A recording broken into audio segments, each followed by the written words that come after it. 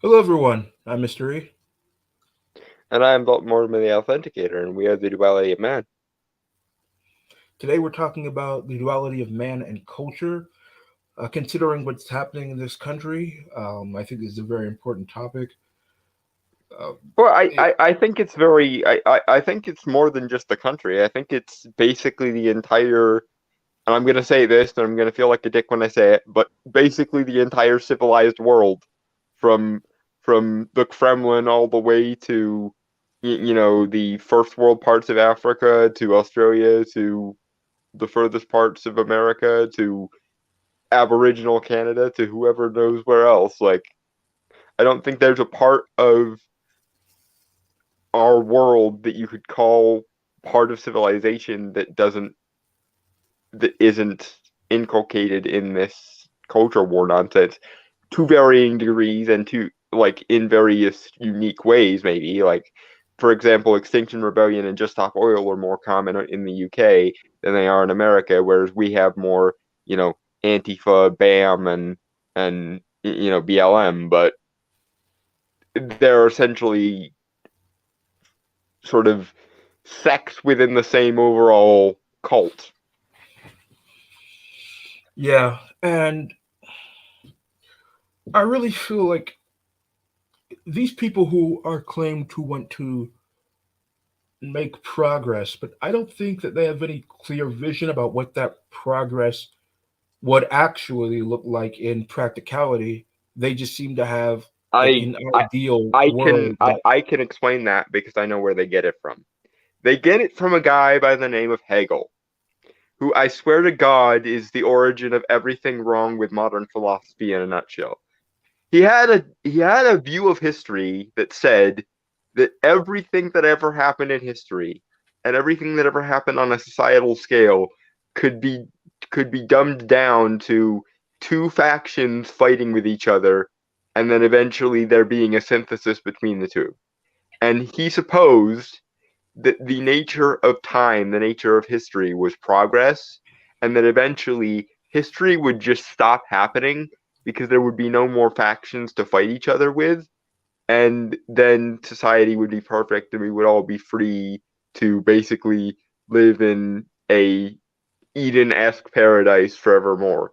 That's where that's where they get this notion of progress for its own sake hang the consequences from. The idea that history is just two factions fighting each other, and that's all it's ever going to be, and that's all it's ever been. And eventually, we'll get to post history or literally postmodernism, where history will just stop happening because there will no longer be any need for improvement.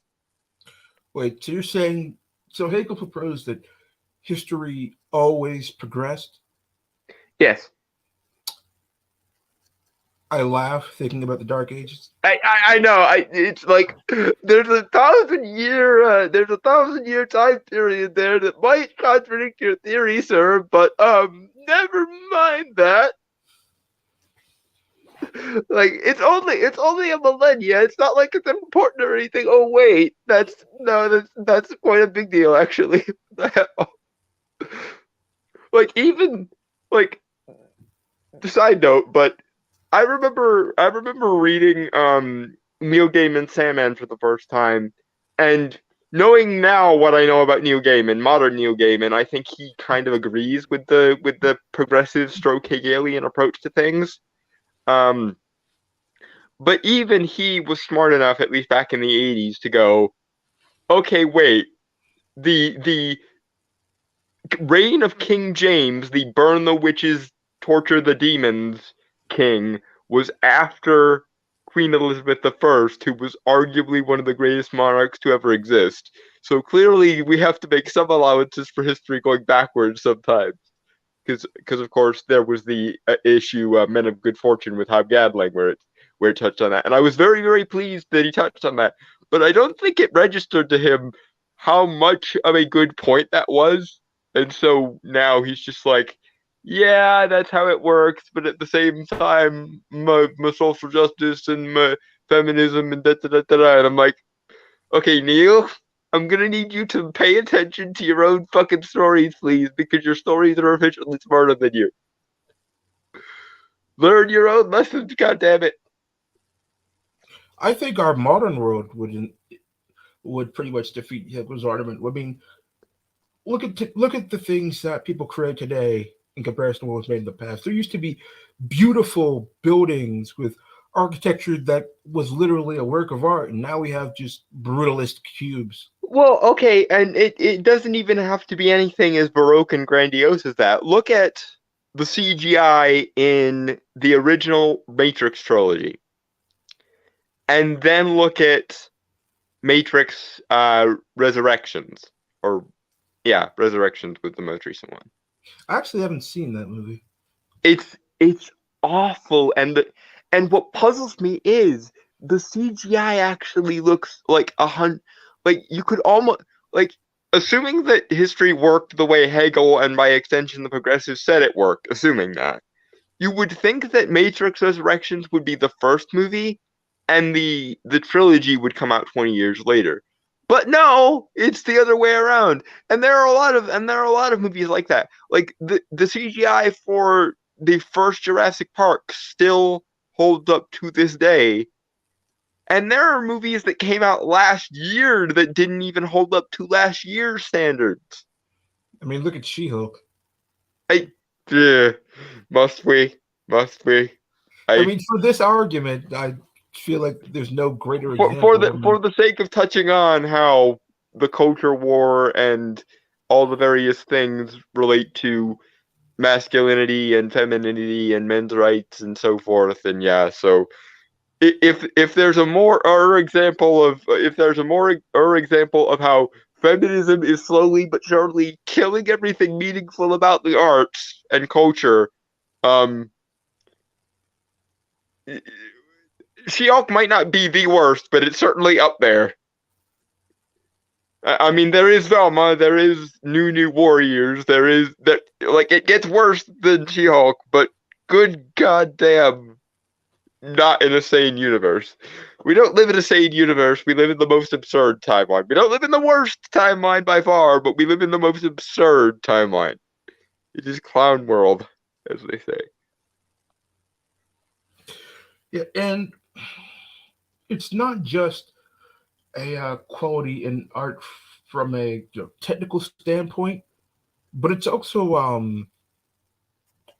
from a writing standpoint. Like, think about movies from like the Anything 50s. relating to Like objective a value lot has of these gotten class, a worse lot, over the last few years. It's sad, not only but just that, yes. but a lot of the like say like the film noir stuff, like a lot of the dialogue, the interplay between the characters was very smartly done and very had very witty um back and forth between the characters on the screen.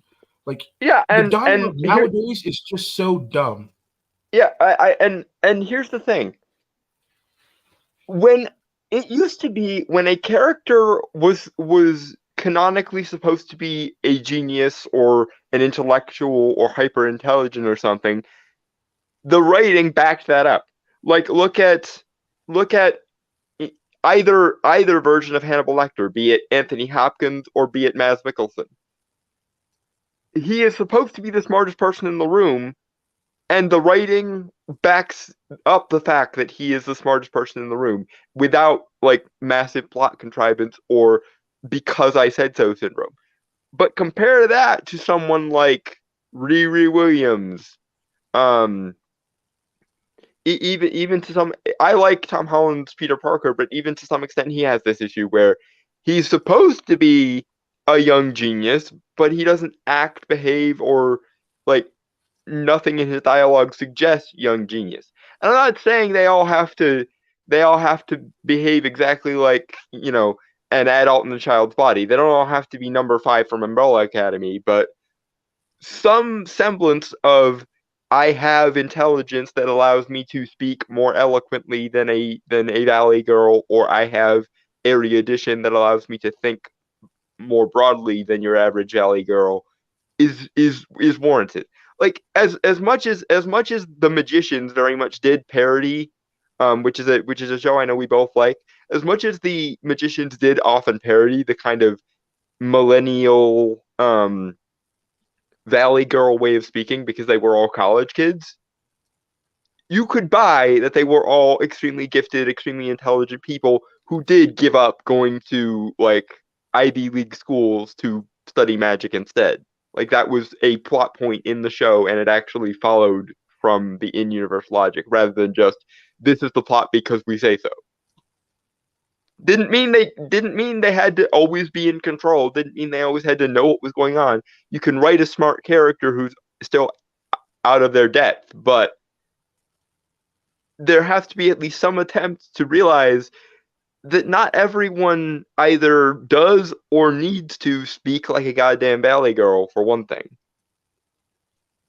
And like I love Joss Whedon's Buffy, Buffy style speech as much as the next guy, but it means nothing if it's not interspersed with some actual intelligence. And Well, it's here's the thing. go ahead. With Buffy, it kind of did work because she was that kind of like blonde cheerleader type. It's just also she killed vampires. Well, that and again, I think a lot of the modern sort of what you could call millennialism is basically a bad parody of Buffy speak, in that very often they would use Buffy speak, they would use their like alliterations and onomatopoeias to convey something intelligent. They were just saying it in a very jokey, very I don't want to be seen as taking this too seriously sort of way.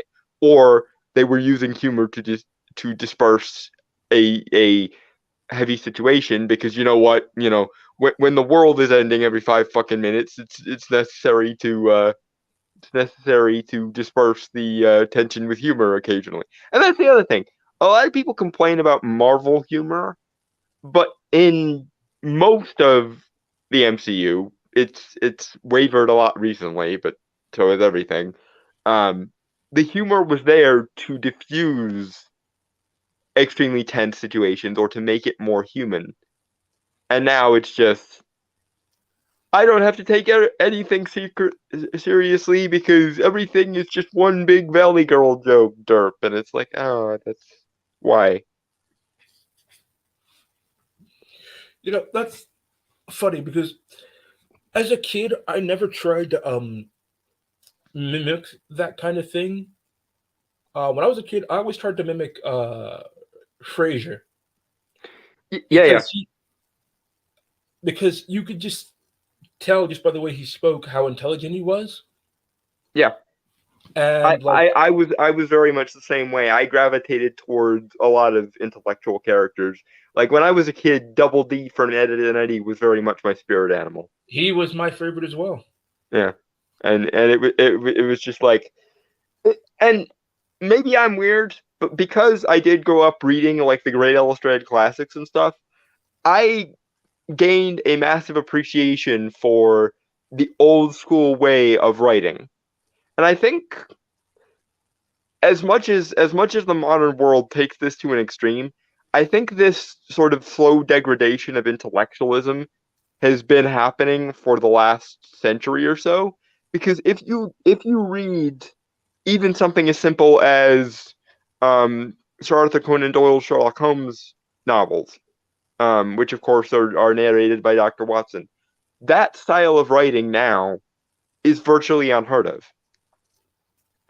And it's weird that people seem to regard it almost like a foreign language. I've literally had cases back when I was in high school where I would have to explain to other kids in my class what certain Victorian terms of phrase meant. Never mind Shakespeare and how much we've just completely fallen off literarily speaking in relation to like Shakespeare and Chaucer and them. It's just like, and I flatter myself that I can still mostly jive with it. Like I just got done reading, um, or rereading rather, Jonathan Strange and Mr. Norrell, which is a book by Susanna Clarke that very much is meant to mimic the sort of Jane Austen, um, Mary Shelley style of prose, and it's very good. But I had no problem following it because I'm used to kind of more elaborate turns of phrase. And what staggers me is the people most guilty of this ballet girl speak that we're criticizing are allegedly also the most highly educated people. Like the people with like master's degrees and doctorates and shit in like extremely obscure, supposedly intellectual pursuits are Yes, the ones Dalton. most likely to talk like hipsters, and it's frustrating. Yes, Dalton. They are highly educated. They are not very smart. I know, but it used to be that even a dullard would at least attempt some sort of figurative language on occasion, and would at least attempt a meaningful degree. Like it's part of what has come unglued in our entire educational system. But it used to be our educational system, especially our higher educational system, was so good that it could squeeze intellectualism out of even the dullest person. Now it literally does the opposite, where it turns even the smartest and most erudite person into a goddamn ballet girl eventually. Yes, I mean, it, you see people who will go into like these places and like, so you'll have a kid who's 18 and they've lived with their parents and they've basically had their family's culture, their family's beliefs, their family's traditions, their entire lives up to that point.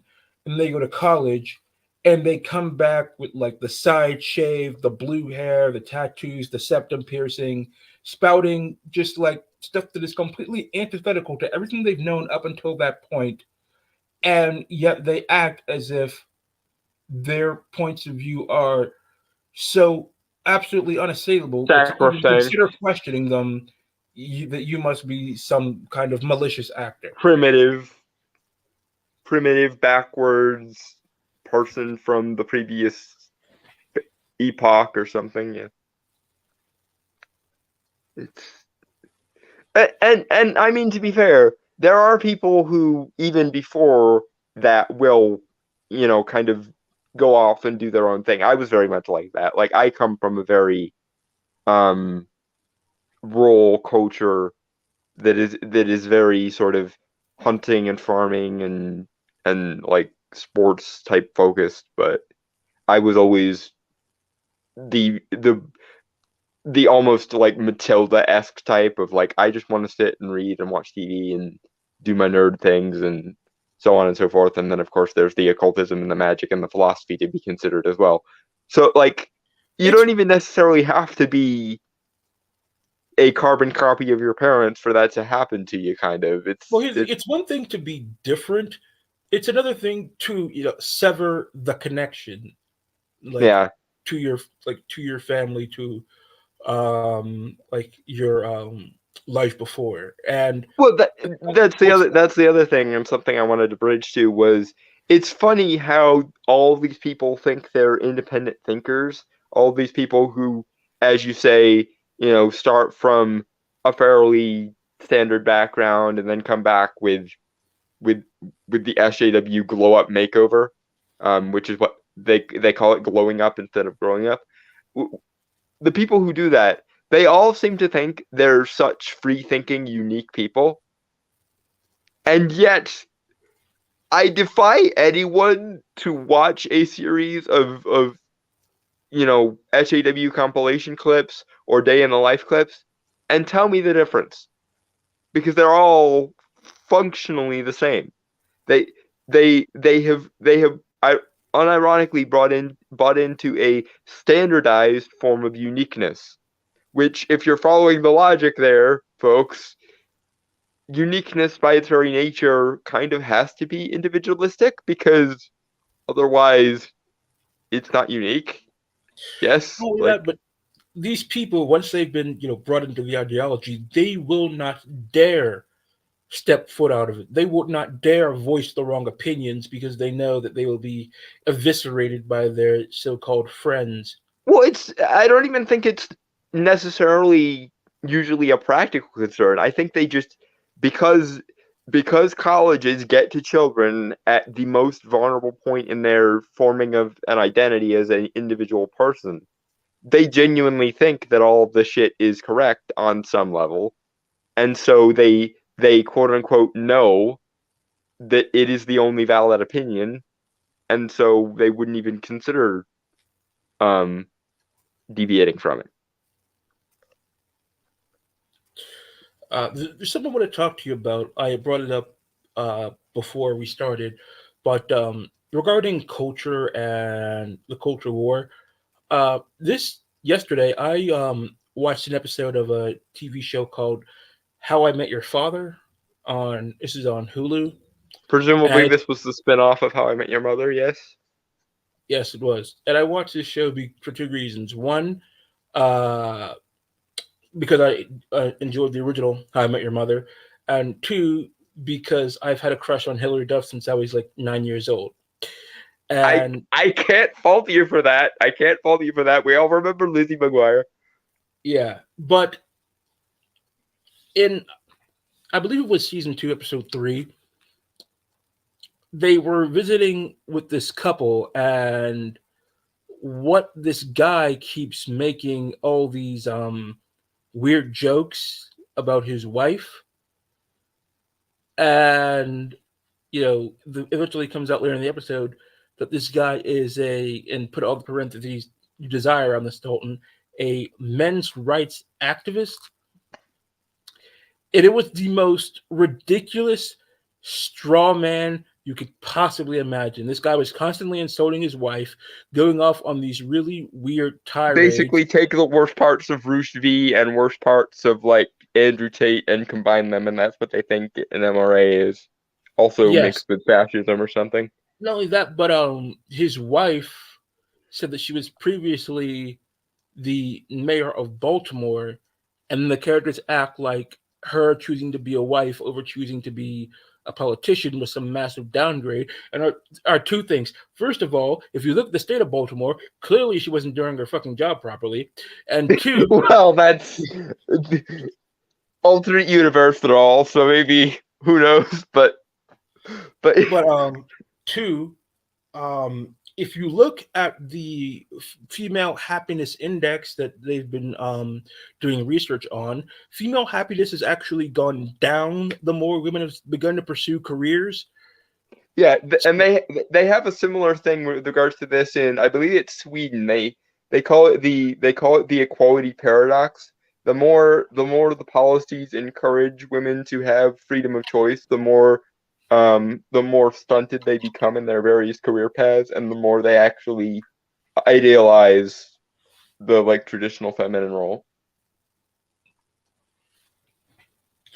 yeah, because women have a very limited window in which they're able to, you know, have children. And it actually turns out family actually matters. I don't know why people thought that it didn't, but turns out, yes, it actually does matter. Be, because no norm is ever founded on merit. Everything is only ever founded on power and consensus and people being stupid and following the leader and but it's But that's it's just like, to get back to the culture, like, this is the TV that's being made and presented to people. They're taking like our side of the argument, creating this ridiculous straw man character, and attacking it as if it's actually a valid representation. well. But here's the thing. Here's the thing, and this is why I once again have to evoke Hanlon's razor here. I don't think they realize they're strawmanning.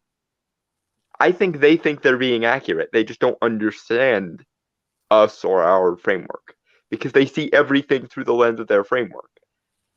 And so it's that thing they do where they will look at something, extrapolate a definition or extrapolate a meaning from it, and then treat the extrapolated meaning like it is the first position, like it is indistinguishable from the original thing.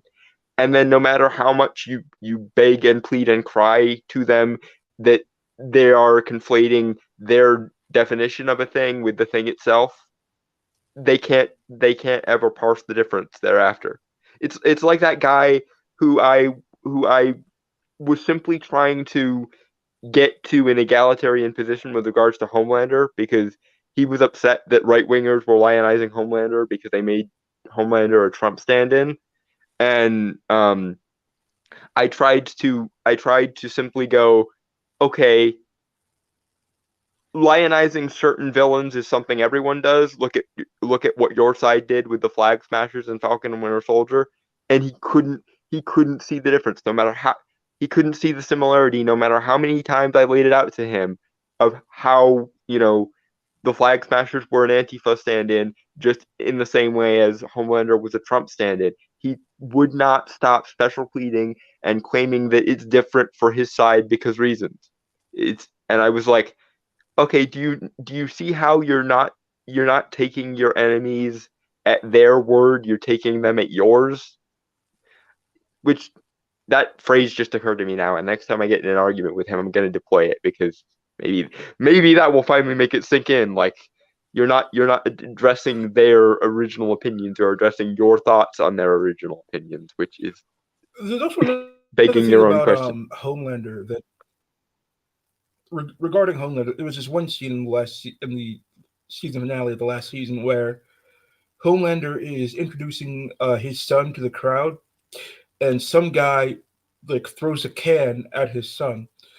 Now, the can is obviously not going to hurt him. The kid has superpowers, but it's just the idea that someone would try and hurt his son. That basically Homelander snaps and kills him, basically without a second thought. Well, I And then, mean, to be fair, well, Homelander's not exactly the most stable human being or super being in the goddamn place, but that's neither here nor there. And yeah, but here's the thing. of Like, course the here's person the thing why yells I would fascist as they're throwing it, which no, means but yeah. here's the thing that I want to tell you that just the home like Homelander's reaction was that it's actually what the reaction would be to a lot of people if somebody had even attempted to hurt their children. Especially when you consider the sheer amount of emotional loneliness and trauma Homelander has gone through, and now he's finally found someone who he can relate to, who he can protect, who he can see as an equal, who he can nurture as a child, etc. Like, No, given the how thing deprived of human connection Homelander is and how traumatized he is, Homelander is actually a really, really accurate portrayal of what causes narcissistic and histrionic and general cluster B personality disorders. he was basically raised in a lab. Like you hear in the first readings from the scientist that he never actually wanted all this power in the first place. He was raised as a company, basically told him that you must have people to like you. You must have these ratings. You must, be popular with the people. And so And then when he he defines and then when becomes he defines his self-worth by that, he's the problem for some reason. Yeah. not only that, but they hide his son from him.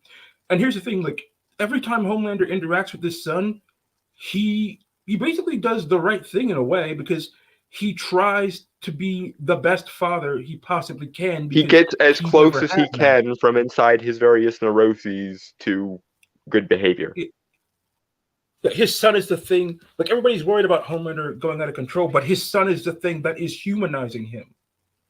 Well, that and it's not just his son. This happens every time he has someone who he who he's allowed to care about. Whether it's Black Noir, whether it's Soldier Boy, whether it's Ryan, whether it was Stormfront. Granted, obviously we'd all be a lot happier if he found someone to care about that wasn't a literal goddamn Nazi super soldier. But digression. Every time someone treats him like a human being and doesn't treat him like a ticking time bomb, he actually develops some humanity. The only time he becomes the monster they're afraid he's going to be is when they treat him like he already is one. And if that isn't a good summation of the modern sort of male condition, I don't know what is. Because Yeah, the thing is, he tells uh Starlight that I would prefer to be loved. Like he wants people to like him. Like, and the thing is, when he goes off on that show, like, and he just tells people like what he genuinely thinks, like people respond to it. So like he sees it like when I'm actually myself and not what this corporate um machine has made of me, people do actually still like me. And the thing is, like Yeah. he says, I would prefer to be loved, but I will accept being feared. And here's the thing, and this is why I hate when they do Nazi allegories for with superheroes. It's kind of hard to argue with the racial superiority argument when the person is literally objectively better than your standard human in dozens of ways. Like, I'm not saying, therefore, worship the God Emperor and so on, but what I am saying is if you hack writers want to have your Nazi allegories, please do it with someone that doesn't have a point about the actual superiority of themselves, because it gets really hard to argue with Homelander about him not being superior, because he kind of is. Obviously, again, it'd be better off if said superior being wasn't a traumatized narcissist who was likely to kill everyone the second they got pissed off, but to some degree, that's not his fault, for one, and for two, again, if you don't want him to behave like a monster, you could perhaps just try not treating him like one, and maybe his humanity would follow from that, because from what we've seen, every time he's given the option to be a decent person, he gloms onto it with gusto, and every time he's treated like a monster, it only serves to alienate him further and push him more into being a monster. Which, again, barring the supernatural or superhuman element of the superpowers, is very often how you make a terrorist, how you make a violent quote unquote incel, or a fascist by modern lingo standards. Like, you want to turn a perfectly sane, well-adjusted person into a monster, traumatize them when they're a child, and then don't allow them to um ever feel emotionally validated afterwards. That is how you make someone with narcissistic, histrionic, sociopathic, or psychopathic personality disorders. And also, it would be amazingly helpful if we could also acknowledge these tendencies in the female half of the population, but never mind. Yeah, and another thing about the boys that, especially in the last season, like, okay, so the character Huey, who had been traumatized by watching his uh, original girlfriend literally killed right in front of him and him being powerless to stop it, when his current girlfriend, despite being a superhero, is very clearly in a dangerous situation because she's being He tries to threatened by, help her. yeah, she's being threatened by someone who is more powerful than she is. Like, and he takes this Initiative. substance in order to gain superpowers. Like, she basically treats him as being insecure because her saying that she doesn't need him to save her. But here's the thing: like, you are literally dealing with somebody who's more powerful than you. You Yeah, might be in a speaking case where you need somebody to speaking of save. things that have simulacras in the male condition of the modern world, every fiber of your being as a man says protect and provide for the women's, and then when you try to protect and provide for the women's, you're treated like scum for thinking that the women's need you to protect them or provide for them. But Not only that, but heavens there's forfend, if you don't provide for them, then you really are a villain.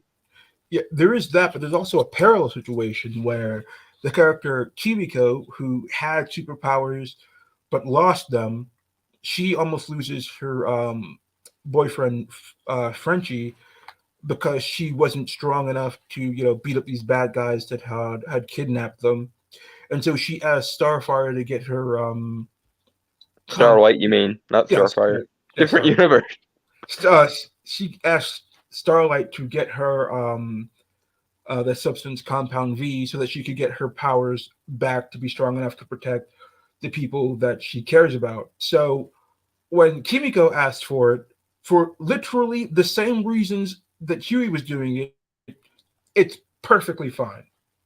Ah, but you see, in one case, we have one framework for one type of character and another framework entirely for another type of character.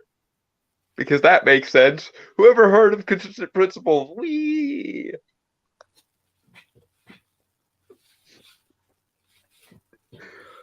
Yeah, so it just Well, and I mean, getting more back on topic. Not that the boys isn't somewhat related to the topic, because Lord knows it has been part of the culture war, for better or worse. Honestly, I don't really like the concept of the boys because it's very nihilistic and cynical. But I think the show handles it a lot better than the comic. Regardless, though, look at if you want to examine this double standard further, look at the way feminist interventions in geek culture are treated compared to the various gates that normally exist in response to those feminist invasions into pop culture. Also, mind you, something to keep in mind with regards to the duality of men and culture. Most of the great things in the arts, in philosophy, in science, in technology that have ever existed, especially in the modern world, were the result of men having and using effectively their leisure time. What happens when women are given the same rough amount of leisure time? The answer is the beginnings of feminism in the form of the suffragette movement, which was not the only movement for suffrage, by the way, and or the temperance movement, which almost caused the destruction of the United States by way of prohibition. So when men are given leisure time and use it well, we get the Industrial Revolution, the Renaissance, the Scientific Revolution, the Enlightenment, etc. Not necessarily in that order, obviously. When women are given that same level of leisure time and leisure um, activity, and they use it well, we get Charles Fourier, Simone de Beauvoir, and eventually, people like Valerie Solanas and Gloria Steinem. So, as much as I hate traditionalism and as much as I don't subscribe to the idea that maybe we should roll things back instead of moving forward, maybe we should at the very least, maybe we should continue, maybe we should return to the time where we prized male leisure time, because male leisure time seems to be very constructive and female leisure time doesn't have a very good track record, at least, shall we say? Like, for every one Mary Shelley or Emily Dickinson we get dozens upon dozens of pseudo Valerie Solanases. So, mm, and it's not just the fact that you know people's hobbies are being invaded and basically turned into pathetic bastardizations of what they formerly were. It's like what Tolkien said: "Evil can never create; it can only corrupt what good souls have created." which became incredibly ironic when the most recent Lord of the Rings thing was basically headed off to a bunch of Melkorites. Yeah, And pretty much. I'm being flippant, obviously, by referencing the thing in universe, but if Melkor actually for real existed, if everything in Lord of the Rings was actually true, and in the modern version of that universe, Melkor literally showed up and wanted to give an alt history of his universe, his worshippers could not do a better job than what Rings of Power did. Which I mean, leads me to some very disturbing conclusions about the possibility that maybe Tolkien was on to something more than he knew. Again, oh, he absolutely was. But I want to talk to you about this trailer trend that has been going on the internet. Have you seen this thing where it's saying that boys are starting to transition because they're finding that it's easier to be girls than to be young boys? Yeah, no shit. I mean, obviously that shouldn't be the case. Obviously, the correct answer is why don't we treat boys better or at least equal to, you know, how we treat women now? But that that's neither here nor there. But yeah, I can believe it because when to be male is basically considered a pathology or a potential pathology in waiting, and to be female is to be considered, an angel who can do no wrong. Would you rather be constantly under the sword of Damocles, no matter how little power you have, or would you rather be raised up on a pedestal, no matter what you do? And survey says pedestal beats pedestal beats sword of Damocles in in this particular metaphor. Most people would rather be raised up on high than they would be, placed under a yoke that they can never take off. And even then, I it would doesn't almost always say, work because, of course, we have turf, logic, and therefore, no matter how much a boy transitions, he can never ever fully register as having female privilege, quote unquote, to use their terminology against them. yeah, and the thing is that this is going to have real, you know, long term consequences because, first of all, society needs men. Like, as we mentioned in the duality of men and work, there are a lot of jobs that people, like women, don't want to do, but that men are willing to do. And these are a lot of the jobs that keep society up and functioning. And to tie it into today's topic again, male leisure time and male productive leisure time leads to Shakespeare, Newton, Darwin, Chaucer, etc.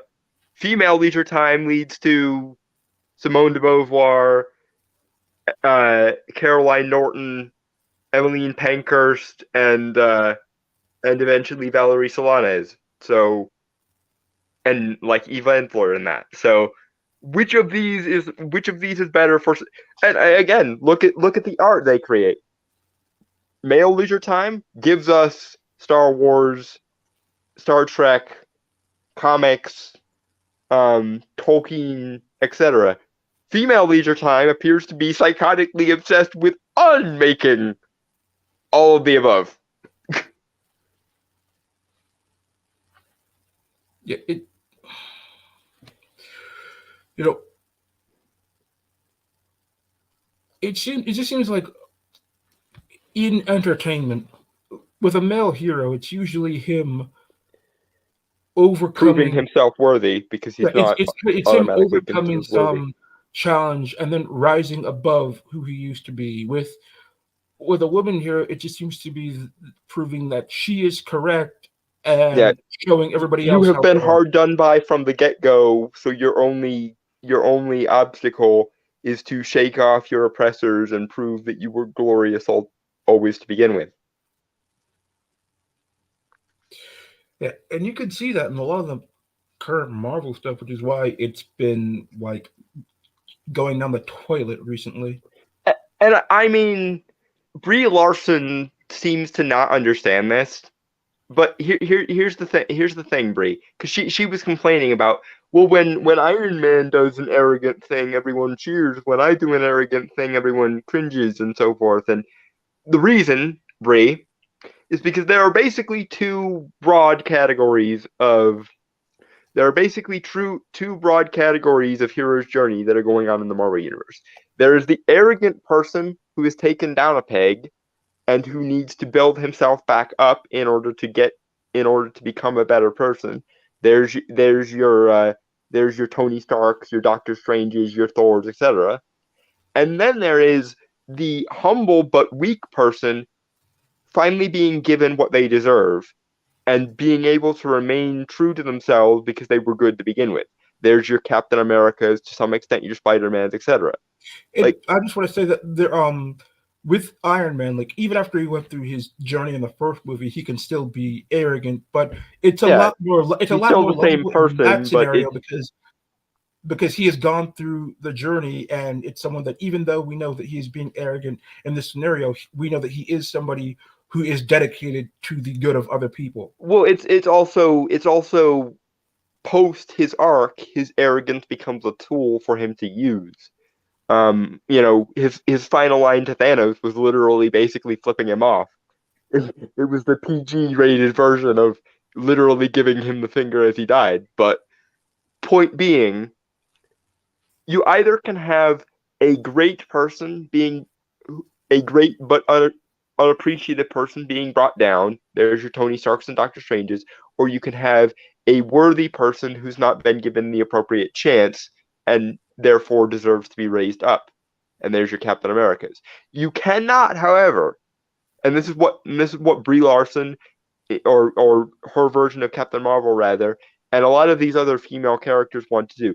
They want to be arrogant and to have that arrogance justified. They want to start from the point of arrogance and be raised up still further. That is not how that works at all. And here's another vector to differentiate these two, because this is another thing I noticed it particularly with Velma. You can have characters be on the intellectual high ground, but you very often shouldn't have them also be on the moral high ground. Because when someone is on the intellectual high ground but not on the moral high ground, they can be the likable asshole. There's your Tony Starks, your Gregory Houses, your John Constantine, etc. And you can have a character be on the moral high ground but not necessarily be on the intellectual high ground. Again, there's your Captain Americas and so forth, but you very rarely can ever manage to make them be on the moral high ground and the intellectual high ground at the same time. Rick Sanchez would not be a likable character if he was sanctimonious and moralistic on top of being the smarter than everyone asshole. But that's another problem with SJW characters, is very often they confuse the moral high ground and the intellectual high ground, so their characters must always be on the same on the high ground in both ways, which is The where thing you with get which the is why thing you with get Rick, these moralizing characters who are simultaneously the most dismissive cunts you can imagine. the And thing I about say, Rick and that's from not a gendered slur. I'm using that for all of them. And it applies to male feminist characters too. Trust me. I just want to touch on Rick from Rick and Morty because he like he's smarter than everybody else, and he definitely acknowledged it. But he will be the first person to tell you that he is not a good person. Yeah, he's not sanctimonious and moralistic. But and the reason I point this out, to put a final point on it, is when you have a character who is on the intellectual high ground but not on the moral high ground, you get the likable asshole. When you have a character who's on the moral high ground but not the intellectual high ground, you get the paragon, who is purer than driven snow and kind of innocent. Your Superman and Captain America. When you have someone who is both on the moral high ground and the intellectual high ground, you get the moralizing Puritan bitch who will not shut the fuck up. And the frustrating thing with SJW characters is they want all the leeway to be as arrogant as Tony Stark and yet be treated like the purer than driven snow moralizers like Captain America. They want to And have it both ways. it gets even worse when you actually make them strong enough to enforce their intellectually based moralistic worldview on people who are weaker and don't agree with them. Vis-a-vis the Captain Marvel almost destroys a man because she smiled at him wrong scene. Yeah, and And it's funny when Homelander does that same sort of behavior, everyone is on board with the fact that he is a dick. When Captain Marvel does it, she's taking the power back from the patriarchy, grr. well, the thing is, nobody tries to act like when Homelander does that, it's the right thing to do. No. Even the people who like him and acknowledge that he does occasionally have a point, which, by the way, is something else we need to bring back. The idea that a villain can have a point while still being the villain, and a hero can do something wrong while still being the hero. You don't have like being on the wrong moral side of the issue doesn't mean you have to be a one-dimensional imbecile and one-dimensional cartoon villain, and being on the right side of the issue doesn't mean that everything you say is by definition the correct answer. I just want to talk to you about because this has been an issue that's been popping up more and more, unfortunately. The idea of this just not being in entertainments, but a lot of this stuff is also being pushed into like entertainment for very young children. And like a lot of these things, like these ideologies, are trying to be foisted upon children who don't know enough to know that this isn't necessarily right. That, and it's not being framed as a philosophical issue. It's not being framed as a thing to think about or a thing to discuss or a thing to or an option to be considered. It is being framed as these are the correct answers, and if you disagree, then you are a subhuman straw man of a person. Like there was an episode, I believe it was a few years ago, where they had a pride parade with a transgender porcupine with double mastectomy scars. Like, I used to watch Blue's Clues as a child. In no way is that necessary to an episode of Wait, Blue's Clues. this was on an episode of, oh my god, that's literal surgical disfigurement of my childhood. Mm, that's I like I I I grew out of kid shows like that very quickly, and I kind of grew a resentment towards them because of how saccharine and happy go lucky they were. But still, there's a part of me that has some nostalgia and appreciation for that, and like a anthropomorphic animal puppet with surgical scars. In a Tim Burton movie, I could almost that could almost make sense. In like a Guillermo del Toro movie, they could actually like in something like Frankenweenie or Nightmare Before Christmas, stuff like that can work. But in something that's meant to be as happy-go-lucky um, as your average, little like preschool kid show, and it's not even framed as something mock mock scary or mock, gothic or eldritch or whatever. Like that's just horrible. This serves nothing to the show. The only reason to have this in there is for ideological reasons, and this is why I bring it up in the culture episode, because like this is the culture that they are trying to indoctrinate very young children in. Because who watches Blue's Clues? Like 3, 4 year olds? I Fortunately, I don't think many people do. Many people, even in that demographic, do anymore. I think terrestrial TV is over, especially for the youngest generation. So I'm like pretty sure they have like stuff like this on children's Netflix though. that's, I mean, okay, but still, kids are maturing at a much faster rate, partially due to early onset exposure to the internet. So at the very least, the damage here is going to be minimal, just because not many kids are going to be watching it, which is the one last glimmer of sanity that I could glean from this. It's just like, well, kids today aren't the type of kids that like we were when we grew up, so they're they're not going to be watching it often, and if they are, if they do, they're not going to be watching it long. And then 4chan is going to come up and red pill them, but good. Internet save The internet savior of the future, ladies and gentlemen. And that we're brings me we're to there. Our last hope is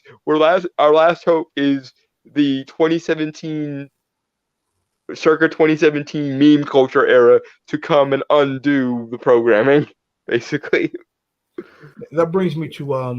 another topic that's been happening a lot recently. Just the drag queen story hour thing, which it fills me with something that I can only describe as disgust. Because here's the thing: you don't need someone in drag to have to read a story to a child. Therefore, the purpose of this must be the drag itself. And tell me, don't what is the purpose of exposing a child to drag? Honestly, barring, I don't want to jump right to the grooming and pedophilia and da because I do think that's somewhat blown out of proportion.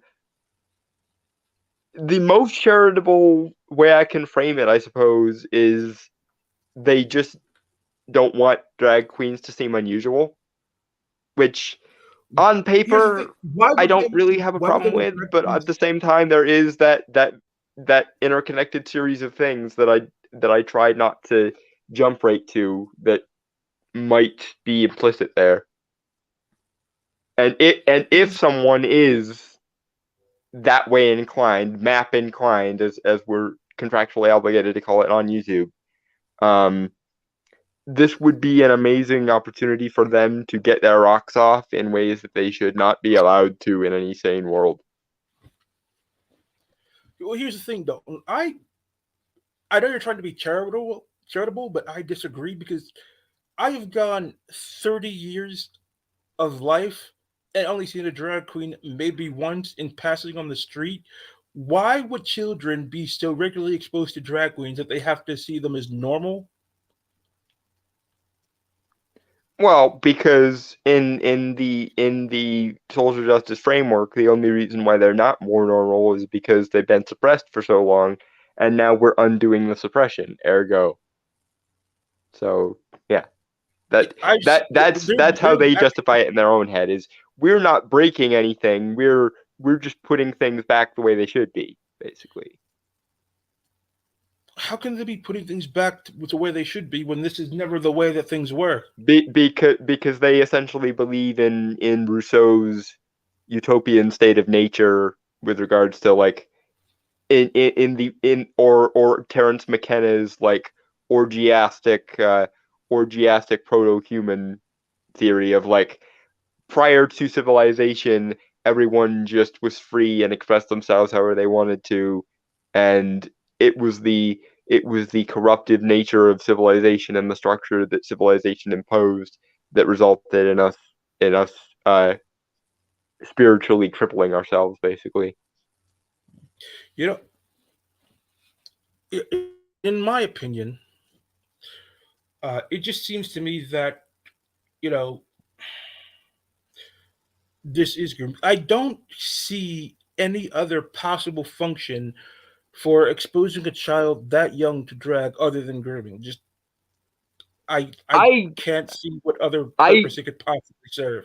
see I don't I'm somewhere in the middle where it's like I don't necessarily see it as grooming, but I think as with a lot of things, it could easily be misused as such, and the consequences of it being misused as such are so egregious that it's almost like as much as I don't necessarily believe it's inherently a bad thing, there are a lot of people who will actively tell you they are attempting to do it in a very groomery way, and it's like even so far as I don't think this necessarily has to be a bad thing, you and your ilk are making it a bad thing. It's sort of it's less of a ew, this is inherently groomy for me, and more of a I'd love to live in a world where this wasn't a sexual thing, where it could just be and no one would care, but you're making it that.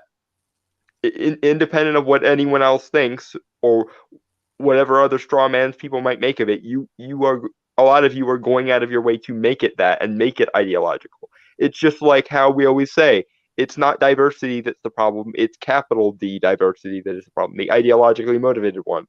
And it's the same thing here.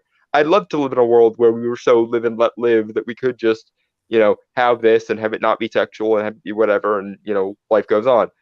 But unfortunately, we're not in a world where people are um nonchalant or live and let live or libertarian about things. We're in a world where people are ideologically moralistic about things, and therefore everything is seen as a means to an end because nothing can ever be seen as a thing in itself.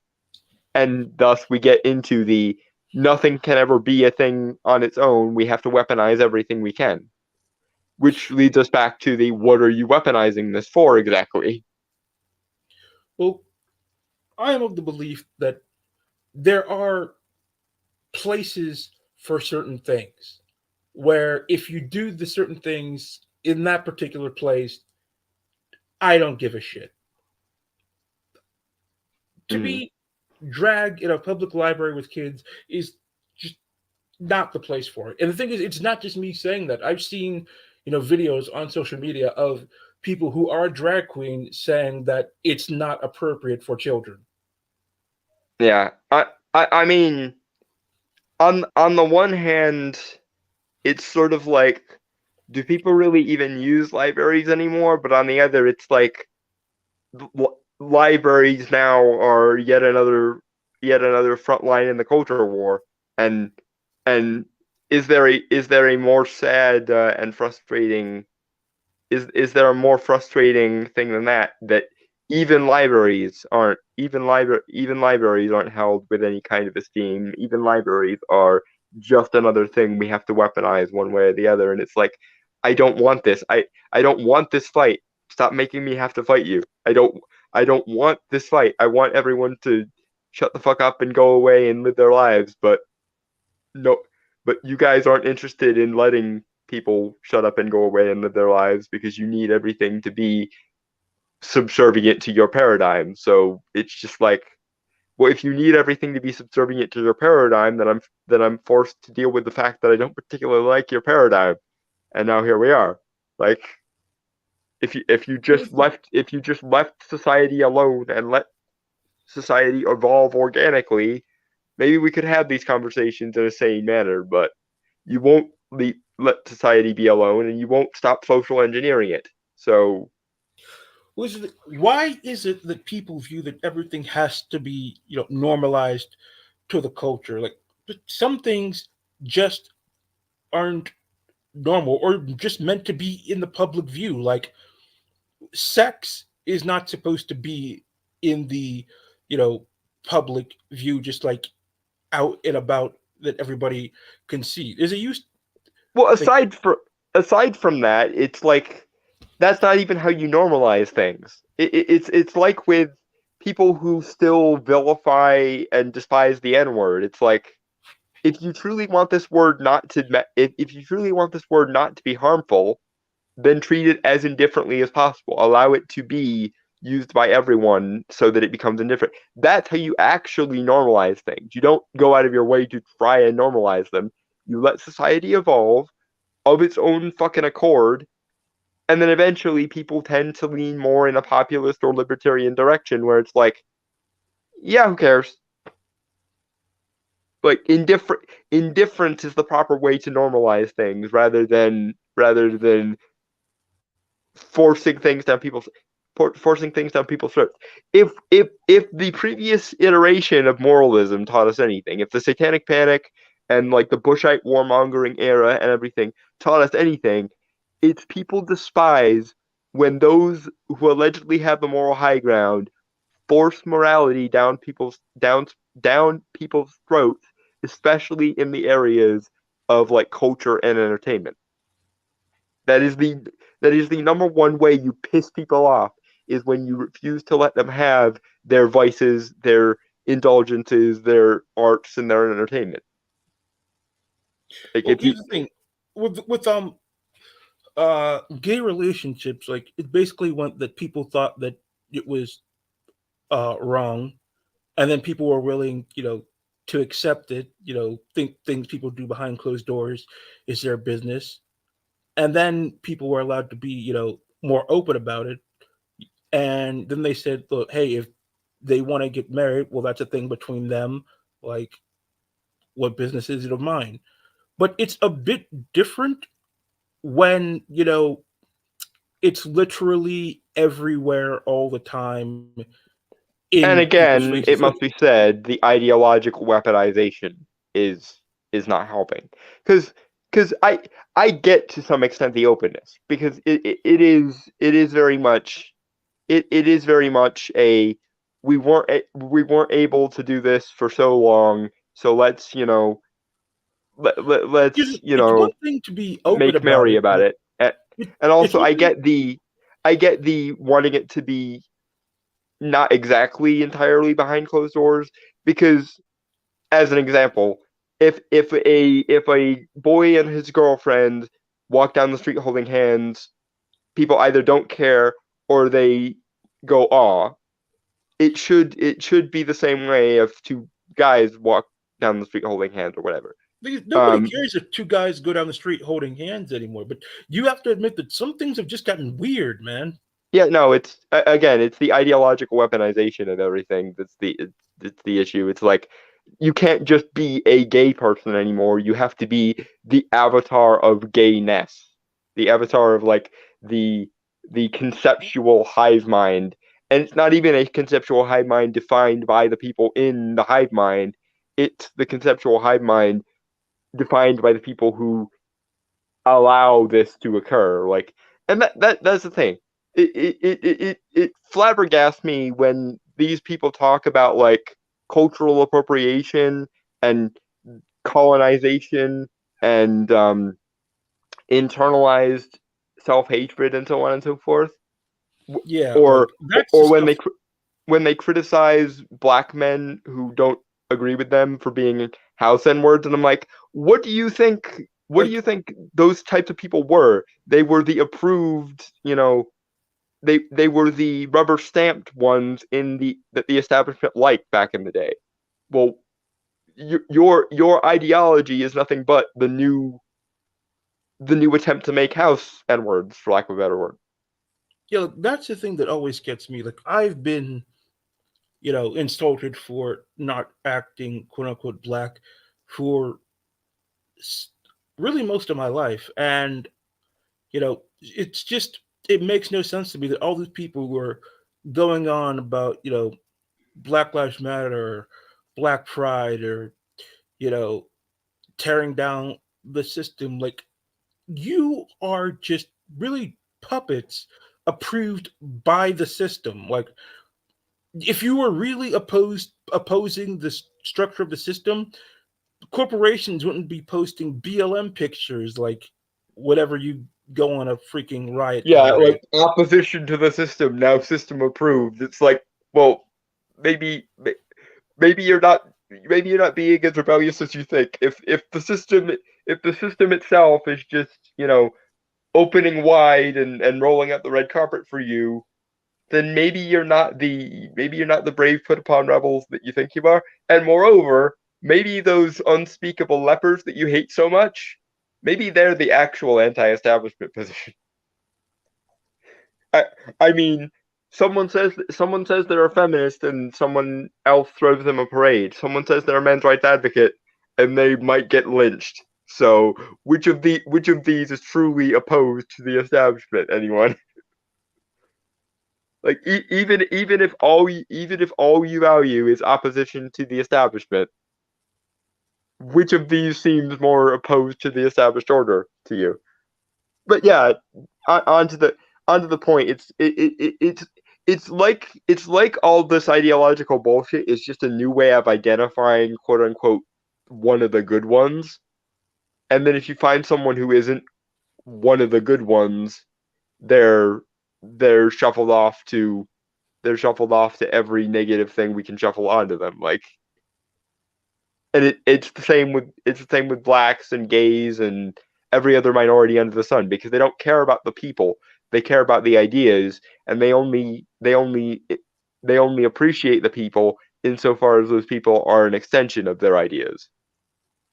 Like here's the thing, like you know, back in like the '60s, '70s, and '80s, with the way that punks would dress in ways that were outside of the norm, they were saying like, "This is what I like. This is who I am. I don't care what other people think." And now And it seems, it was also still usually beautiful as well. Like there was actual aesthetic merit to yeah, it their looked, yeah, it was anti-establishmentism. outside the norm, but it looked cool. And Yeah. but now what In I've many ways, it was better than the norm. It was an improvement on the norm. yeah, and the thing is, now you just see so many people who are odd for no other purpose than to just be odd. Yeah, and there's no merit to it.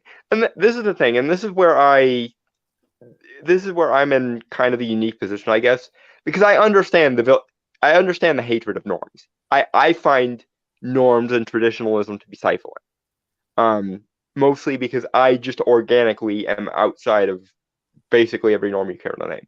But the thing is, where I disagree with both the traditionalists and the anti-traditionalists, will say, um, is the traditionalists will say that there is no merit outside of norms. The only merit that exists is contained within norms, and any deviation from them is either irrelevant entirely or counterproductive.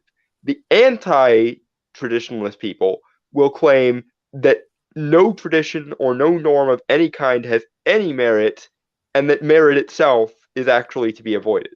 Whereas I'm like, I am a meritocrat, full stop. I don't care about your norms, I don't care about your traditions, unless they can be demonstrated to have merit, and then once they've been demonstrated to have merit, then I appreciate them, but I appreciate them for their merits, not because of tradition or because of normality. Like I'm all for defying normality as much as possible, as long as you do so in a meritocratic way, because most of the great things in our civilization come from someone being stuck within a normative box, realizing that there's something worthwhile outside of the normative box, and pursuing that thing outside the normative box that is meritocratic, come hell or high water. That's where Because we the get the term people, eccentric from. That's what eccentric means. It means someone who finds the merits of non-standard, non-normative things. And I the love thing is, eccentricity. I live and breathe eccentricity, and hopefully I always will. But the point of finding the merits of things outside the norms is that you're at least your primary motive is still merits. well, the thing is, like the people who were eccentrics in the past, usually at the very least, understood their traditions, but were experimenting, beyond the bounds of where they began. It's like the Yeah, saying, you can. figuring It's like out the where the saying, norm ended and the figuring out where the merit ended and the norm began, and then getting rid of all the it's non-meritocratic parts of the norm, basically. one of the things I really like is the saying that one can only innovate when you have a firm foundation rooted in tradition. So it's like saying, You have to understand you something before you can build it's on like it, saying like, or yeah. innovate all you want, but first you have to basically understand why, like, things are the way they are. Like, you're not going to be able to. And I'll add something to that. You also have to understand where the current norms are going wrong. Where is the hole? Where is the part where the norm is failing and the merit is outside the norm? Because that Yeah, does I happen, agree, absolutely especially agree, when because norms have existed for too long, or society as a whole has forgotten why those norms are there to begin with. Norms can be very oppressive. I mean, we know what happens when traditionalism goes too far. We get things like the Red Scare, the Satanic Panic, and the Comics Code Authority, and so on. When when people are so addicted to norms that you get um, Gavin McGinnis on Rebel Media saying adults shouldn't enjoy video games or comic books; they should be building tables. Or you get Matt Walsh saying anime is satanic herder. yeah, Like that. That's where norms and merits have fully and completely parted company. There is no merit to that level of devotion to normality or tradition at all. I also think it's important to look at the other side where you start breaking away from norms or traditions for no other purpose than to break away from them. And like, Out of spite, basically. You're not yeah, looking out to of spite. create It's anything. You're like, not looking to find something new. You're looking to spite everything you've ever had. and then you start breaking things, and then you realize maybe that thing was actually important. Like, maybe I shouldn't have destroyed this load bearing wall so that the house doesn't collapse on us. And this is a problem with particularly like the Hegelian view and all the philosophies that became derivative of the Hegelian view. The idea that there is no such thing as intrinsic value, that everything is subjective, and therefore we can we don't even need to worry about destroying things because um, under normal circumstances we would dissect a thing and try to preserve whatever it was that worked about it. Where they believe essentially, what's the point in that? Because everything is just an illusion created by consensus, so we can dissect everything we want, and we don't have to worry about destroying anything because there was nothing there to begin with. That's essentially their logic. All we're doing is getting rid of the stuff that doesn't exist. So what could we possibly hurt by destroying it? Is essentially their logic.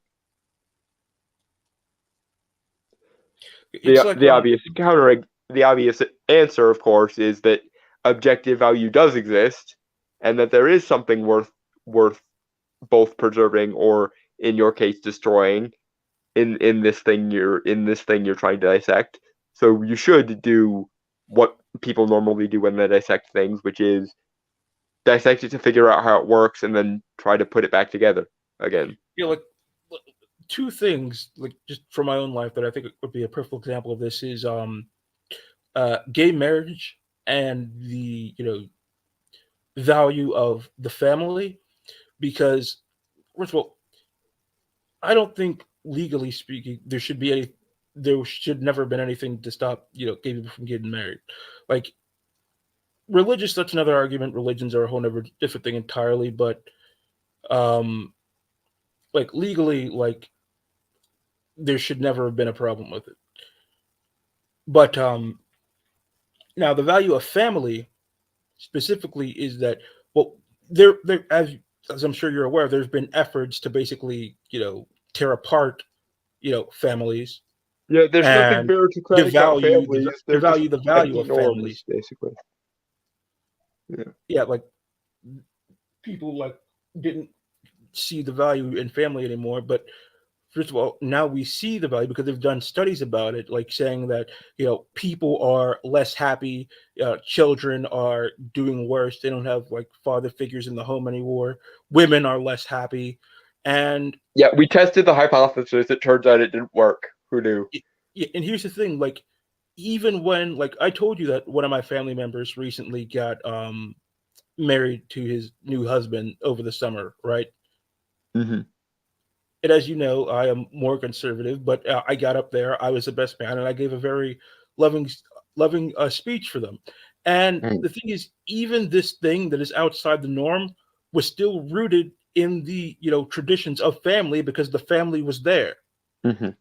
Now, granted, you can go full tilt the other direction and conflate the value of the family with quote unquote family values, like we saw in the 80s and 90s and the Bush era of the 2000s, and that was also wrong because that's doing with that's doing with families what social justice does with identities, and in any case, fuck your morality, it has no place here.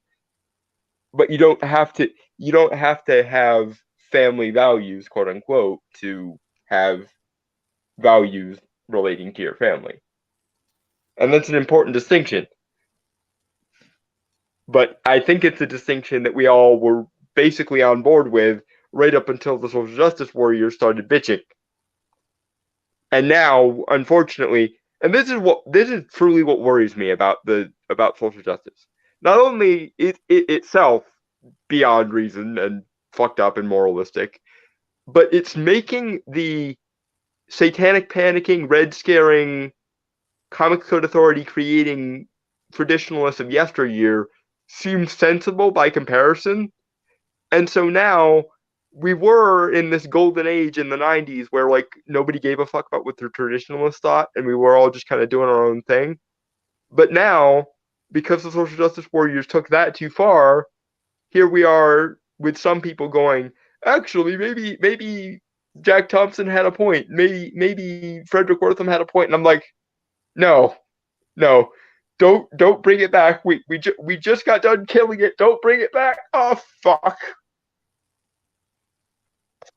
I really worry that this is going to be a never-ending cycle of psychotic traditionalists and psychotic social justice warriors just constantly spinning the moral Rubicon around and around and around we go, and nobody's going to be able to speak up and go, actually, I think you're both fucked. Please, both of you shut the fuck up and go in the corner so the rest of us can get on with our lives. Uh, I I I try to maintain optimism for the future, but sometimes, man, because I I remember how good my childhood was and my teenage years were, and how much optimism I had for the future. Of like, you know, we slayed the dragon of family values traditionalism, and now we're gonna live in a libertarian populist paradise with the greatest art and the greatest luxuries and so on. And then the social justice warriors came on and went, what if we just did our own version of moralism and authoritarianism? And I was like, no, no, no, no, don't just. And then they did it. And then it's like, okay, at least they're so stupid that they'll eventually destroy themselves. And then they got so stupid that people started going, maybe the traditionalists had a point. And I'm like, no, no, you go back, you go sit down and shut the fuck up. We beat you already. Don't make us beat you again. No. And it's end the cycle of having to beat my head against the wall, whining about how they're both morons. Sorry. I feel like when people started to loosen up on the moral authoritarianism, like when things started to go too far, people didn't want to say, we should stop, because then they would say like, "Oh, you're being moral authoritarian." I'm like, Yeah, the hardest now that both of them are going at it, it's hard to dismantle both of them because whenever you complain about the excesses of one, they just claim you're the other. If I mock um traditionalist family values types for being basically Helen Lovejoy, they'll claim I'm NSJW. Whereas if I point out that SJWs are acting like Big Red, they'll claim I'm a traditionalist. And meanwhile, I'm sitting here with my left-leaning populist libertarianism going, I I just want both of you to shut up. I I'm not on either of your teams. You both are morons. Please go away. I don't want to deal with either of you. Like the like it, the frustrating thing is they neither of them seems to understand the fact that there are four quadrants on the political compass. There's the authoritarian right, the authoritarian left, and then there's the libertarian right and libertarian left.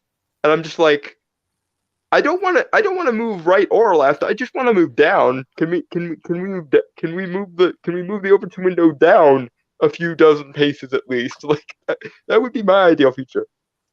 yeah, these when people make these big, moralistic pushes, like they may have a point, like in the beginning, but to quote Jean-Luc Picard, the line must be drawn here, this far, no farther. Yeah, it's like the like back in the day, the punk movement and the like anti-establishment movement on the left was like the tradcons are moralistic and oppressive and they don't allow for freedom of thought and stuff. And everyone was like, yes, that is objectively correct. Good for you. And then they went, and now that we control everything, we get to be as moralistic and authoritarian as we want, not even realize it. And then we all just went, oh no. and now it's kind of the same thing with the other side. It's like the SJWs are stupid. Yes, yes, they are. They do everything wrong and I they think it. ruin everything they touch. But let's not be moralistic authoritarians about it, please. I actually think in some ways it might be worse because I don't remember the Tradcons having blood guilt. Not in this century. In the previous ones, they did. Because that's the thing. You have to keep in mind the reign of the Tradcons isn't just in the 20th century or the 19th century. It goes all the way back to like 1500 or so. So they the Tradcons get away with a lot because people have a short historical memory. I've even heard like Brian Martinez say that like the Tradcons were never this bad because they never got into this, that, and the other. And I'm like, that's because you're only focusing on the like 20th and 19th centuries, dude. You have to remember that those those Christian theocracies that existed for 500 years prior to that, they were all very much in the traditionalist vein, my dude. Which leads me to some unfortunate conclusions about how long we might have to deal with social justice if if the if the wheel turns on a 500-year or so basis. Oh God. And and social justice warriors haven't even gotten into their burning and hanging phase yet. I Oh, think the I think joy. it might not be that bad because I think this I think the social justice warriors have basically put their foot over the line when they started pushing a lot of this stuff on children. Like you're not going to be able to get people on your side when you are actively positioning yourself as a way of lack of a better words, corrupting their children. Because I here's mean the thing. that was literally what put the final nail in the coffin of the like Tradcon side was we all learned what the Catholic Church was doing with altar boys and we all just went yeah, oh great moral authorities, you could get fucked. So Yeah, maybe because the social now justice they're warriors starting to. won't have as long of a reign, but maybe they're escalating quicker. But still, I worry slightly about what a social justice inquisition would look like. The Catholic one was bad enough. I mean, people are getting canceled, fired from their jobs, having their lives destroyed. You don't think that's an inquisition? Not yet. No. When they start breaking out the modern equivalent of like thumb screws and tying people to stakes, then it will be an inquisition. I think this is just like their this is sort of their Gnostic period if we're going by like historical precedents, which leads me to if academia isn't what the final form of the social justice church is going to look like, what the fuck is it going to look like?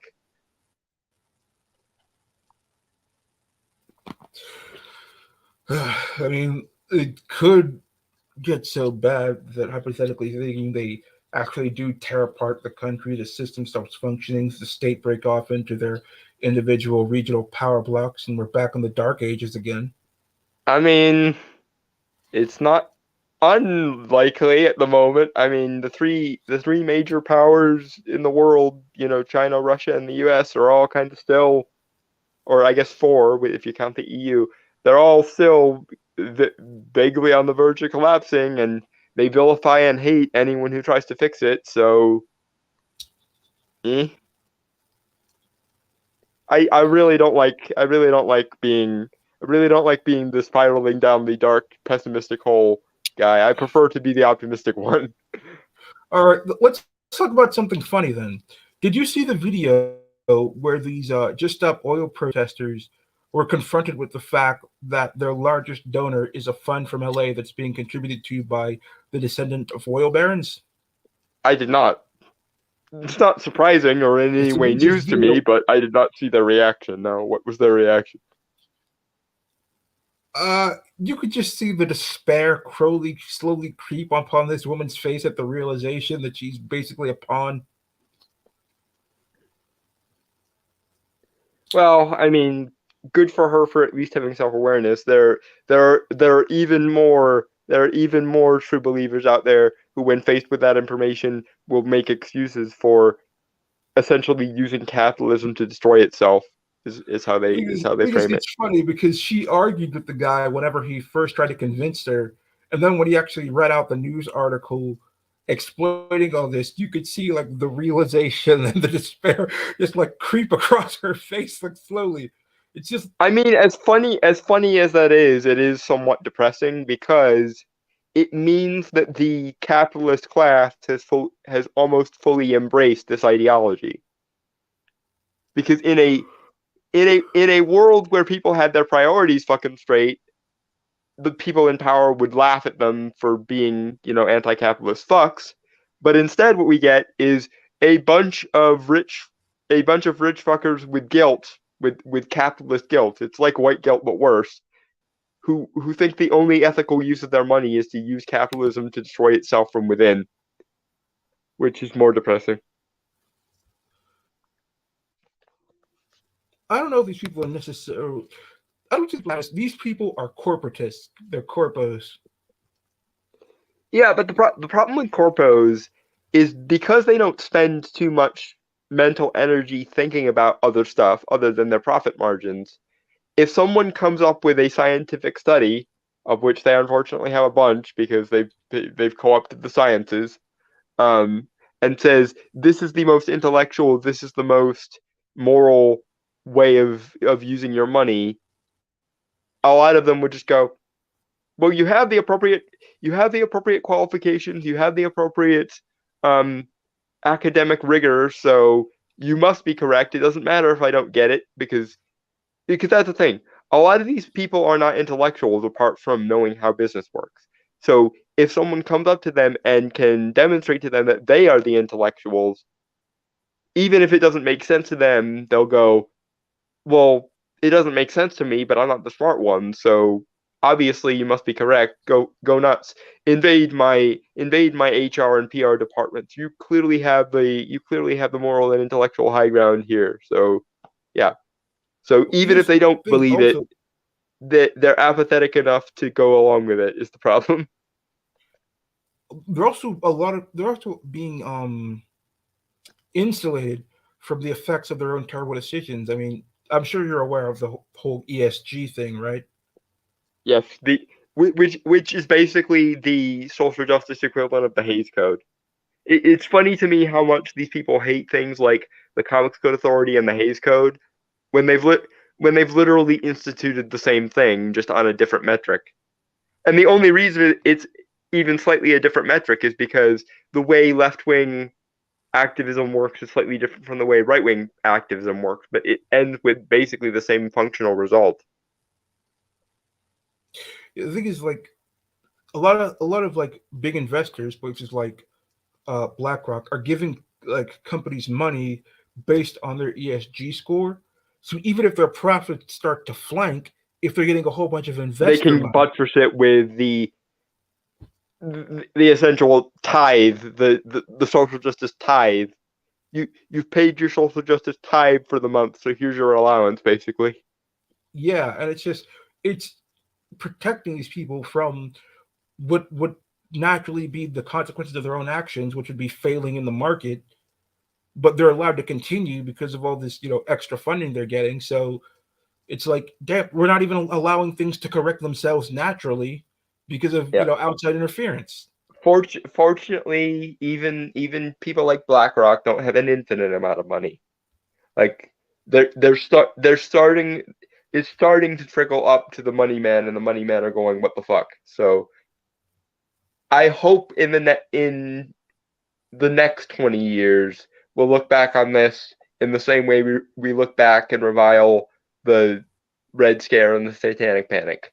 I really yeah, I'm back to being the optimistic one. I really hope that come 2050, 2060, we look back on this era, or people look back on this era with the same amount of contempt as they have for the Satanic Panic. And then like our children and grandchildren will look at us and be like, You mean you were actually there during those crazy cloud world times where like cities burnt to the ground for social justice and stuff? And we'll just smile knowingly and nod like yes, yes, it's all true. It all happened. We have it on video. Yeah, I just you know, to end this on uh one last thing I want to talk about culture is that all of these people just seem to be the kid that whenever they acted like a fool, never got their ass kicked. Yeah, the fucked around but never found out category of people. Yeah, it's just like they say that children shouldn't fight, but children basically abide by the law of the jungle, and nature has a way of sorting itself out. And if you interfere, is basically Again, natural flow of I nature. I I might stand evolution just a little bit too much here, but yeah, evolution, motherfucker, do you speak it? And in some ways, in some ways, I get it because when I was growing up, I was the crippled kid, and nobody wanted to be the one who beat up the crippled kid, which tells me a couple of things. Either these people were so wealthy that they could basically fake that kind of privilege, or they were somehow even more fucked up than me, and I was physically disabled. So like, I don't know what the fuck. Like, I had to be I don't think crippled they to were get that kind necessarily of disabled. fuck around and never find out treatment. I don't know what is wrong with them. You remember, Dalton, these people cling to authority. I don't think they were disabled. I think the moment they were supposed to find out, they ran to an authority They figure they, to they protect. were the ass kissers. Yeah, Yeah, and that's the thing. It doesn't have to go that way. You don't have to.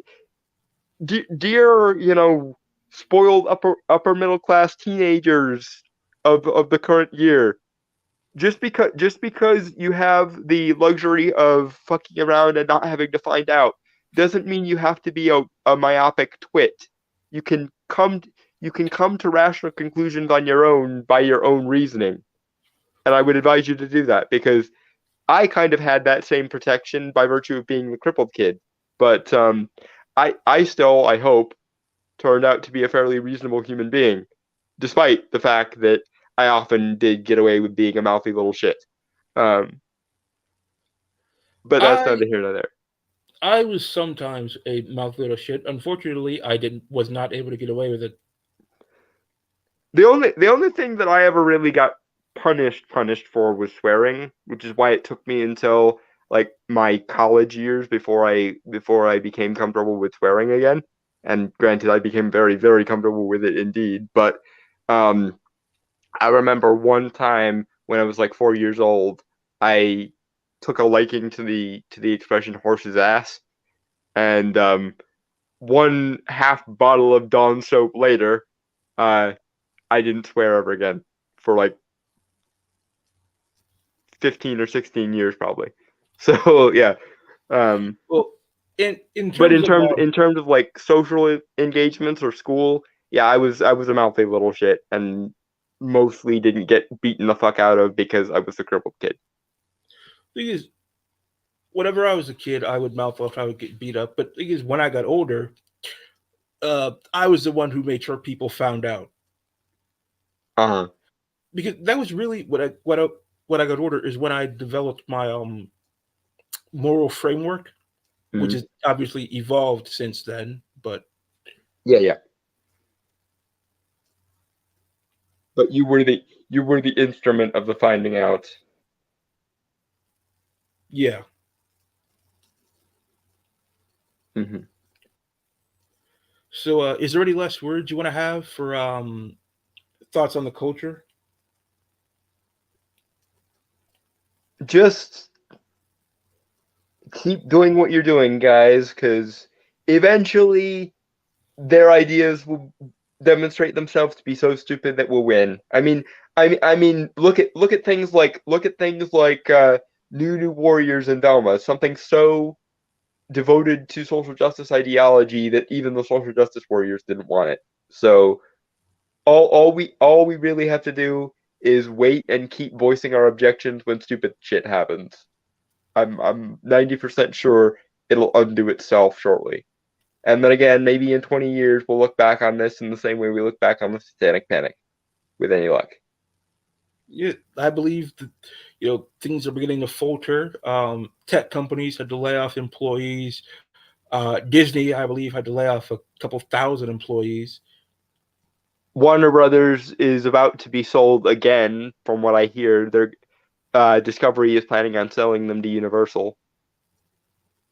So, these things cannot sustain themselves, and eventually they will crumble.